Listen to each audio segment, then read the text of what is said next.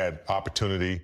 You're going to make some mistakes. You're going to have some mishaps in a game, but I just think they just weren't connected defensively. Milwaukee got it in the paint as much as they wanted to.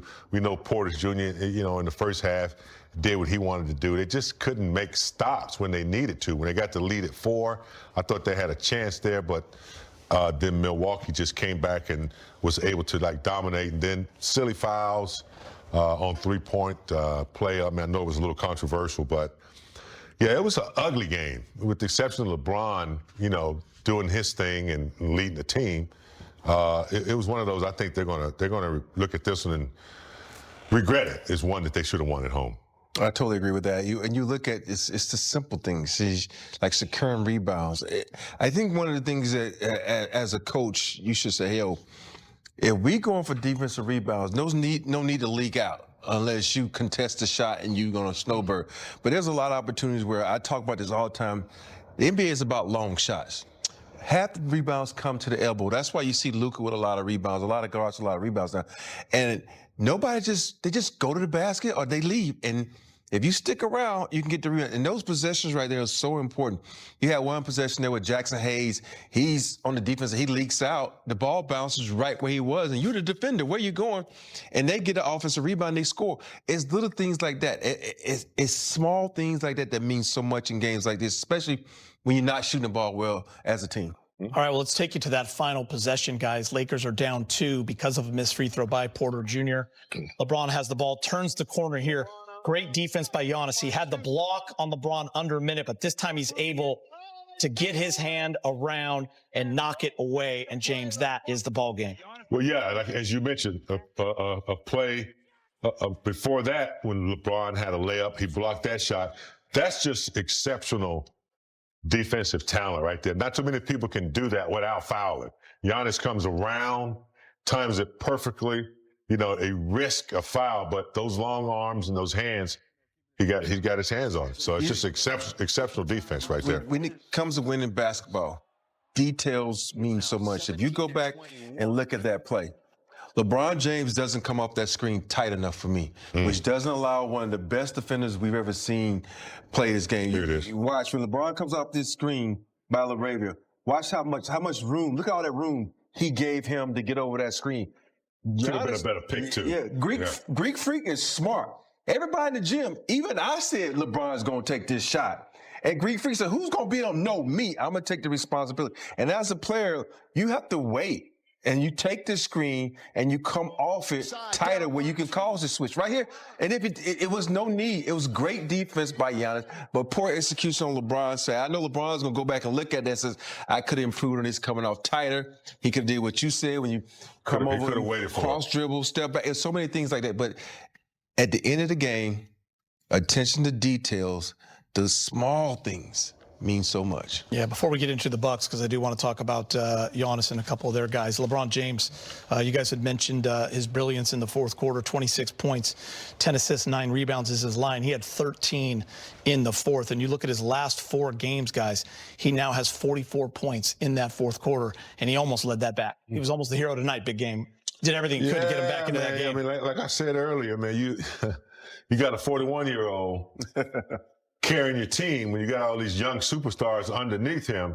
I know Luka is performing his butt off this year. Didn't have a great night tonight, but I don't know if we want to put that much pressure on LeBron to have to, lead other night. They got to figure out a way to get Ayton involved. They got to figure out. They got to get Rui back. I know they're missing some players.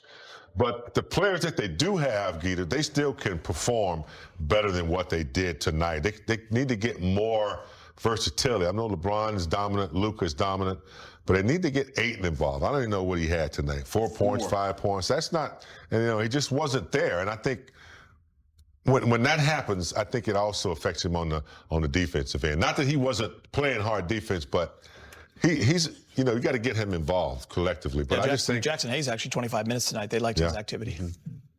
I think when you look at Jackson Hayes is there are going to be some games where he's a little bit better At playing Suited defense. for Ayton? Yeah, Yeah. for then Ayton. Ayton is more of a power player who's going to be in there, and he's going to be a position player. Jackson Hayes is a more freelance floater. I think he can guard guards better on the perimeter, and I think if you watch the way Jackson Hayes played tonight, he had a key block down the stretch. His length and his tenacity and his ability to stay with the small guards and contest shots are very important. So I was happy with that, but I still was unhappy with the way some of the shot selections that they had down the stretch. I feel like if the Lakers, I know when you have the position, to catch the defense off guard, but when you have great defenders like Miles Turner, like Giannis, sometimes it's best to call a timeout and try to execute that way, because I feel like you could have came off that pick. Everybody's going to use, and LeBron is the best decoy in basketball. Yeah. The Ravens been hot. Find Yeah. him for a shot. Find Marcus Smart for a shot. So I feel like there's so many plays that could have been drawn up at the end where they could at least call a timeout. But that's why I'm sitting here and not over there. Let's talk a little Luka, guys, because the brilliance is on display every single night. Tonight was just a night where it was hard for him to get going. He couldn't get to the line. He did 8 times. He actually missed 4 of those. But he was on from 3 tonight. He was 4 of 6, but just 4 of 19 from 2, and that's what we have not seen at all this year, 36 games in. So it's just one of those nights for Luka. Even guys like that can have those kind of nights from 2. It's just a struggle. And he fouled out. He's in foul trouble the whole night. You are going to have those nights. You're going to have nights where you're not scoring. But, I mean, there are a lot of other things you can do in the game, but he just didn't have tonight, Geeter. Those little chippies, I think he's forcing the issue a little bit. To me, when you're not shooting well, I don't think you get to go to the well every time. You got to create for other people sometimes. I'm not saying he doesn't. And then he had those fouls too, which some of them were little cheap fouls, reaching in, unnecessary. So he'll look at his game and come back and play a better game. I mean, he's been playing very well, but tonight he was just a little bit off, reaching too much on defense, silly fouls, forcing the issue a little bit, trying to look for a bucket. And it just didn't work out. Rob, what do you think of that play right there? Luka is lunging forward, but Kevin Porter Jr. is also jumping forward. It's really tough. It's a tough, and let's face it, Luka does the same thing. And so it came to bite him in the butt. Yeah. And so that was a smart play on the offensive end. And so when you watch him take the shot, it's like, okay, I know you're going to lunge at me. All I got to do, Luka, you're not the best defender. You're going to lunge at me. I just got to fall down. And refs now at times, they don't even look to see if you're in the contact. They look to see if you fall down.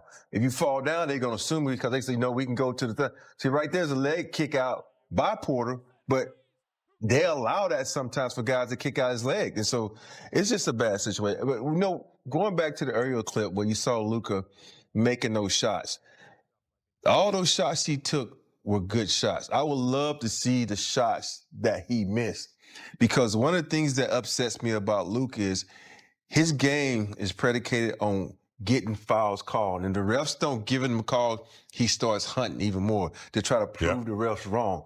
Just, you too good of a basketball player to hunt for fouls. Just take the shot. You take the shot, you go 9 times out of 10, make the shot.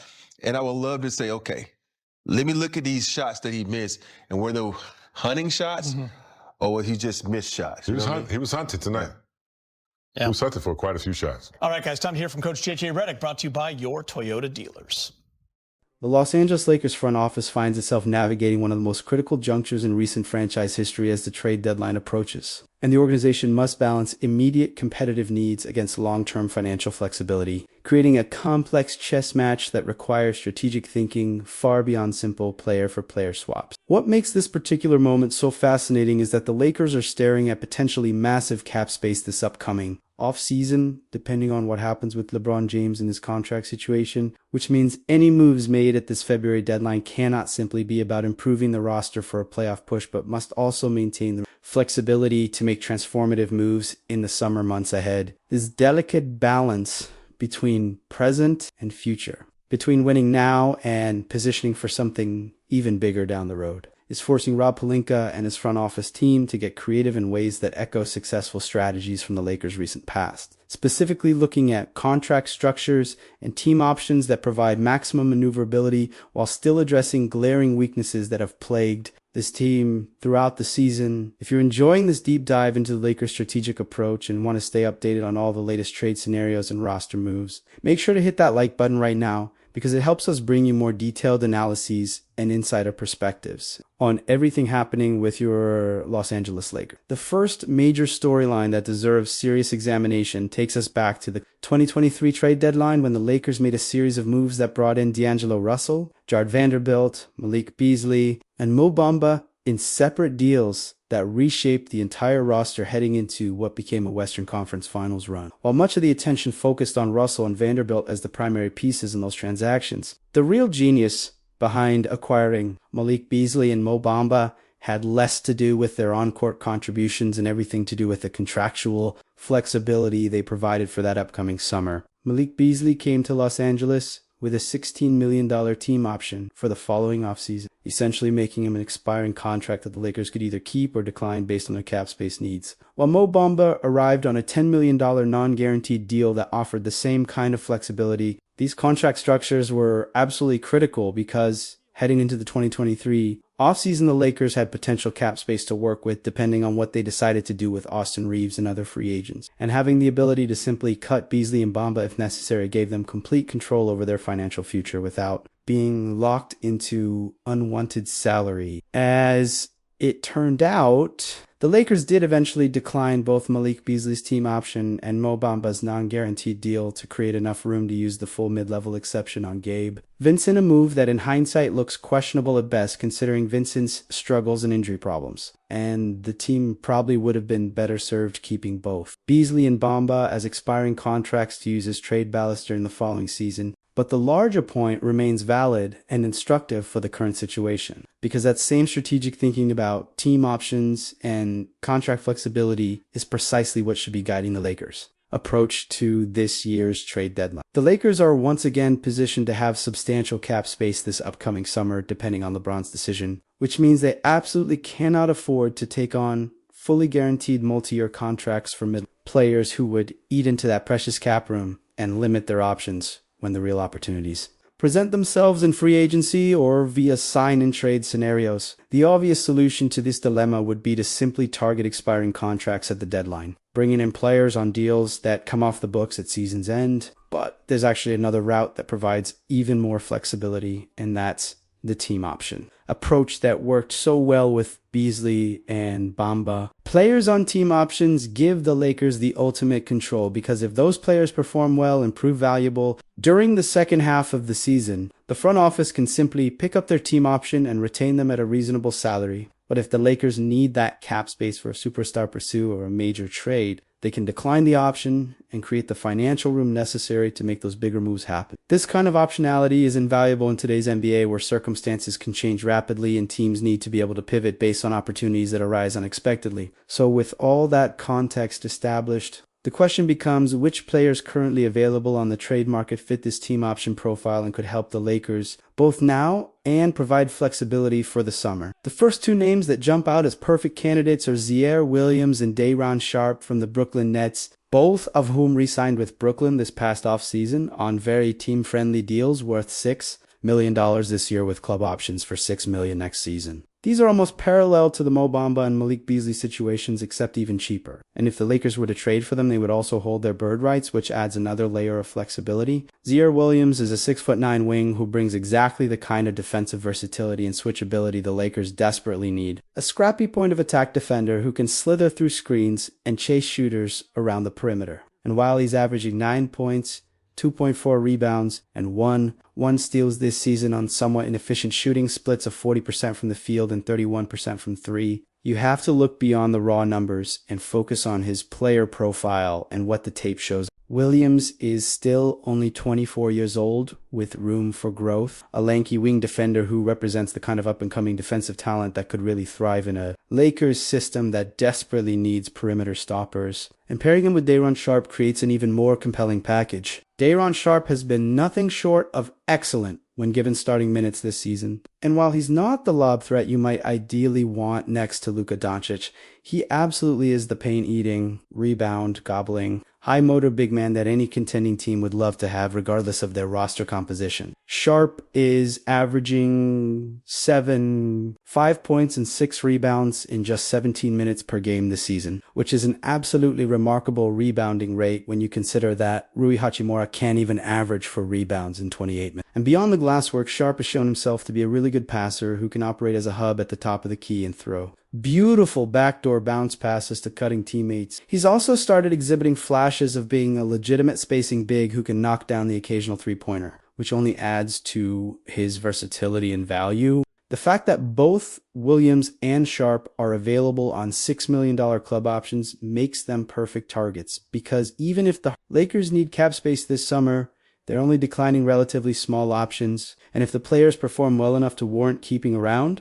the Lakers have the flexibility to bring them back at very reasonable salaries that won't hamstring the roster. I believe these two represent exactly the kind of low-risk, high-reward acquisitions that smart front offices target at the deadline. Players who address immediate needs while maintaining maximum financial flexibility. And while the trade logistics would need to be worked out, and we don't know exactly what Brooklyn would want in return, this feels like the type of deal where offering the protected 2031 first-round pick for a package built around Williams and Sharp makes a lot of sense. You could even explore expanding the deal to include other Nets pieces like Cam Thomas, who would give the Lakers some desperately needed shot creation and ball handling, or Terrence Mann, or Haywood Highsmith, all of whom could fit different roles on this roster. Thinking about it carefully, this is essentially this year's version of the Beasley and Bamba trade, except the players involved are considerably better defensively and have more long-term upside, which makes the proposition even more attractive for a Lakers team that knows defense is their biggest weakness right now. But the truly unexpected name that could be available and fits this team option framework is Lou Dort from the Oklahoma City Thunder, a player who represents one of the league's premier 3-and-D wings and whose contractual situation makes him a fascinating candidate for teams looking for both immediate help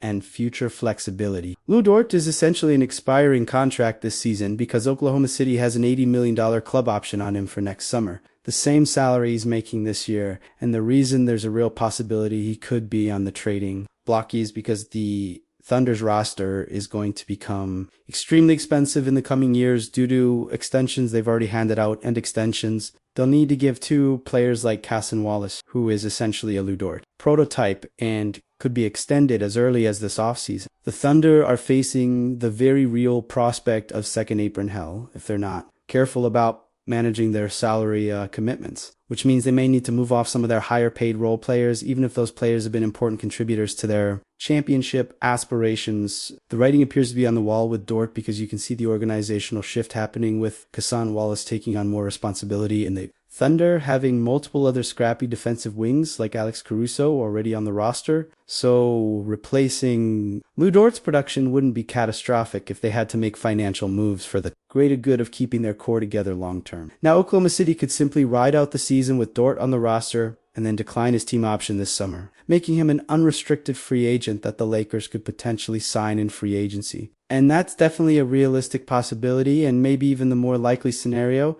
but there's also a chance the Thunder try to get ahead of the situation and trade Dort now to acquire either a cheaper replacement or some other asset they value, rather than simply letting him walk for nothing this summer. The challenge with this specific trade scenario is that the Lakers probably don't have any players. Oklahoma City would actually want in a direct swap, which means this would almost certainly need to be a 3-team deal where the Lakers bring in another franchise to facilitate the transaction and get the Thunder whatever stopgap player they're looking for. Possibly even someone like Ziaire Williams from Brooklyn, who makes only $6 million and also has a team option. Lou Dort is still just 26 years old and will be 27 at the start of next season. And while he's having a down year statistically with 8.4 points, 3.7 rebounds, 1.1 assists, 1 steal, and 0.6 blocks on 38% shooting from the field in 32. 6% from 3 in 27 minutes per game. You have to remember that last season, during Oklahoma City's playoff run, Dort was a legitimate Defensive Player of the Year candidate who finished 4th in voting and made the NBA All-Defensive First Team alongside elite defenders like Evan Mobley, Dyson Daniels, Draymond Green, and Amen Thompson. That's not just a solid defender. That's one of the absolute best perimeter defenders in the entire league. And his offensive numbers from last season were also considerably better with 10 points per game on 40. 1% three-point shooting, and the season before that he shot 39% from deep. The drop-off this year could be attributed to various nagging injuries that have been reported throughout the first half of the season. But regardless of the current statistical dip, everyone knows exactly who Lu Dort is as a defender. A 6'4" player who weighs 220 pounds and plays like a running back or power forward with his physicality and tenacity. I believe the idea of acquiring Lu Dort is more realistic than it might initially appear, because if you look at Oklahoma City's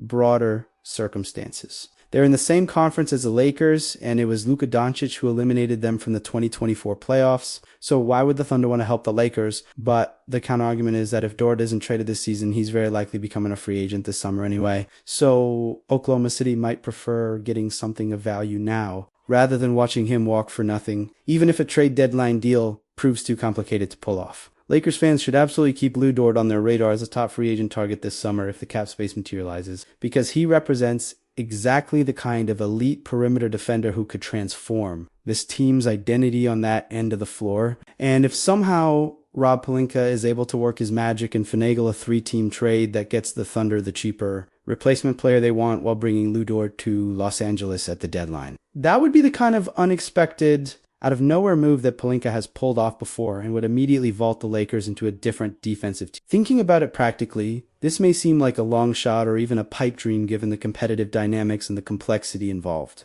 But the underlying logic is sound, and the Lakers should absolutely be exploring every avenue to make something like this happen, because the upside is tremendous, both for this season and beyond. Beyond Lu Dort, there are a few other team option players worth mentioning, though the list is surprisingly short when you filter for quality and availability. Isaiah Hartenstein, who is Lu Dort's teammate in Oklahoma City, has a $28 million club option for this summer, but given how much the Thunder have struggled during his injury absence, it seems highly unlikely they would move him at the deadline. And they may even need to decline his option this summer for financial reasons, which could make him another free agent target for the Lakers. Jonathan Kuminga of the Warriors re-signed this past offseason and has a $24 million club option next summer. But it doesn't appear that many teams are lining up for his services, right? Now, for fairly obvious reasons related to his inconsistency and fit questions, there are other middling players with club options like Lonzo Ball who could be interesting if healthy, and Brook Lopez, who the Lakers wouldn't have interest in due to his age. And then you get down to players making only $2 million